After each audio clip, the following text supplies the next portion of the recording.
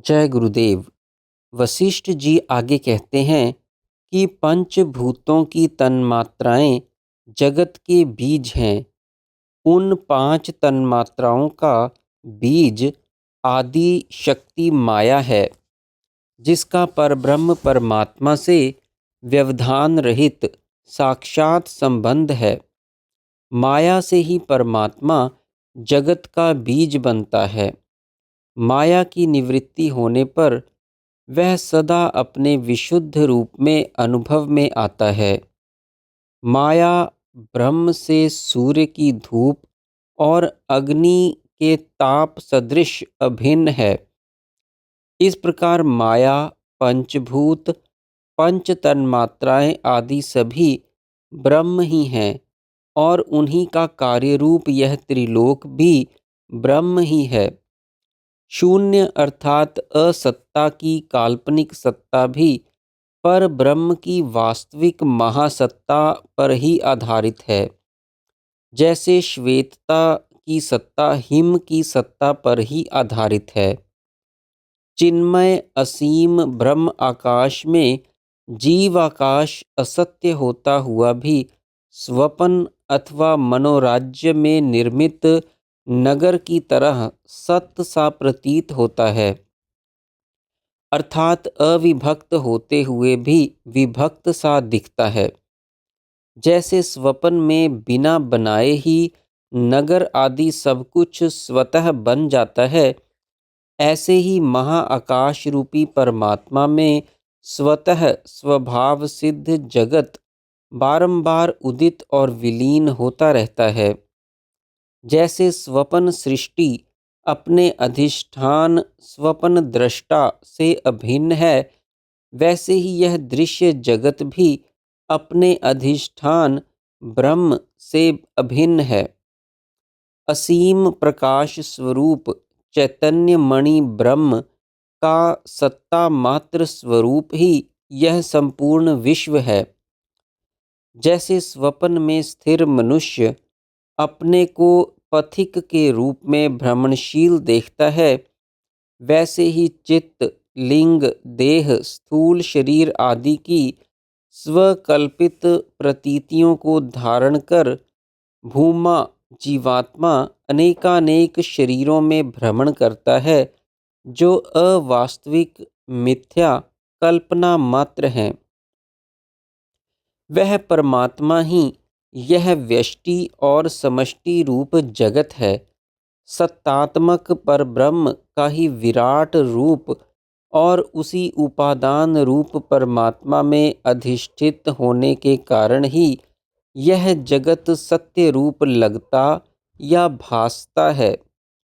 ब्रह्म के सहित रूप में तो यह सत्य ही है, परंतु ब्रह्म से रहित अर्थात परमात्मा की विस्मृति पूर्वक उससे रहित या पृथक रूप में यह जगत का दृश्य प्रपंच असत्य है, क्योंकि परमात्मा से पृथक इसकी कोई अपनी स्वतंत्र सत्ता न कभी थी, न है और न होगी।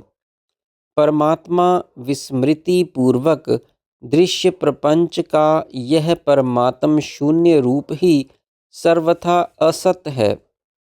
असीम चिदाकाश में कल्पित यह समष्टि जीवाकाश अत्यंत विस्तृत होता हुआ भी मैं हूँ की भावना करने से अपने को जैसे अणुरूप अनुभव करने लगता है, वैसे ही स्थूल भी समझने लगता है और अपने में लिंग, देह तथा भावी स्थूल शरीर की प्रतीति को धारण कर लेता है। असीम चिदाकाश का मैं हूँ कि एक देशीय कल्पना में आबद्ध अणुरूप चिदांश मनोमय शरीर वाला होकर चित्त को ही आत्मा मानने लगता है और इसी में स्वकल्प अनुसार देश, काल, कर्म, पदार्थ, नगर आदि की रचना करता हुआ विभिन्न नाम रूपात्मक पदार्थों को और स्वयं को भी असत जगत रूप भ्रम में बांधता रहता है। स्वयंभू नाम से विख्यात आदि प्रजापति भी प्रलय काल में ब्रह्म में विलीन हो जाते हैं। जन्म का कारणभूत उनका कोई कर्म ही शेष नहीं रहता, अतः उनका जन्म ही नहीं होता। स्पष्ट है कि स्वयं ब्रह्म ही सर्वप्रथम होने वाला हिरण्यगर्भ ब्रह्मा है। चिदात्मा की आकाश से भी अति सूक्ष्म चित्ती सर्वत्र व्याप्त है। जब यह परमात्मा जल में लहर की भांति अपने आप में स्वयं ही स्फुरित होता है, तब उसकी चित्त शक्ति उस सूक्ष्म अहंता का दर्शन, अनुसंधान या वर्ण करती है और उत्तरोत्तर स्थूल होती हुई ब्रह्मांड का रूप धारण कर लेती है। जो वस्तु जिसका विलास अर्थात विवर्त होती है, वह उससे भिन्न कदापि नहीं होती। आत्मा का चैतन्य ही यह जगत है, अतः उससे भिन्न कुछ नहीं। जगत चिदात्मा का ही विलासपूर्ण विवर्त है। चैतन्य प्रधान अहंकार करता है और चैतन्य का स्पंदन या क्रिया प्रधान रूप प्राण कर्म है।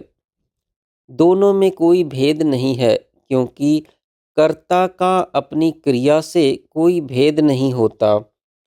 चित्त का स्वाभाविक स्पंदन ही क्रिया अर्थात प्राण है, उससे संयुक्त ही जीव कहलाता है।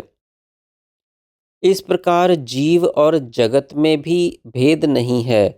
अज्ञानी लोगों ने जिसकी सत्ता को निश्चित दृढ़तापूर्वक मान रखा है, वह दृश्य जगत उन्हीं की दृष्टि में मूर्त और सत्य है।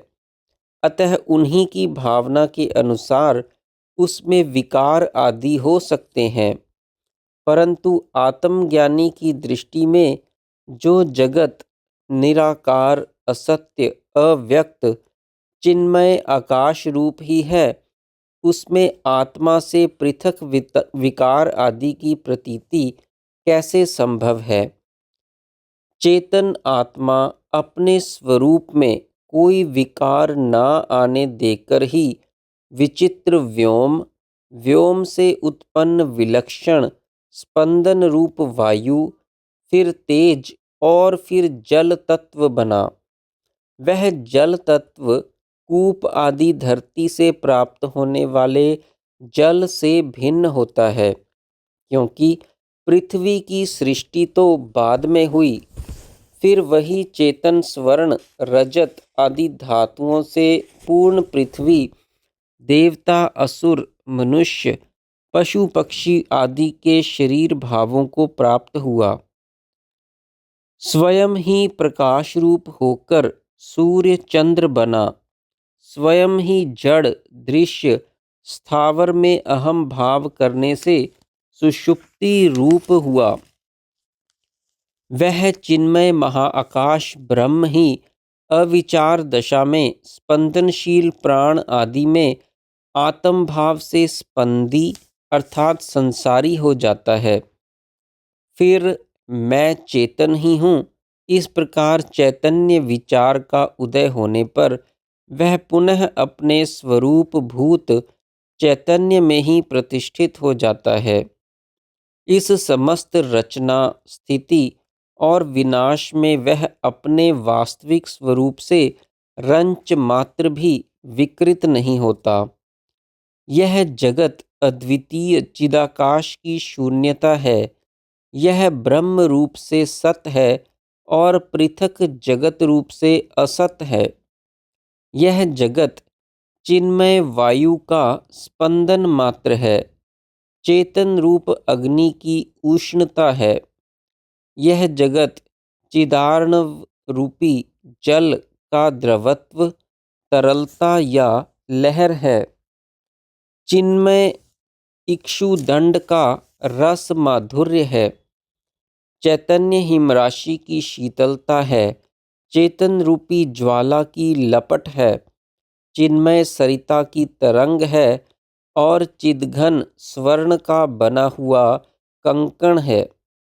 चेतन की सत्ता ही इस जगत की सत्ता है, अतः जगत ब्रह्म से अभिन्न चिदात्मा का ही विराट रूप है।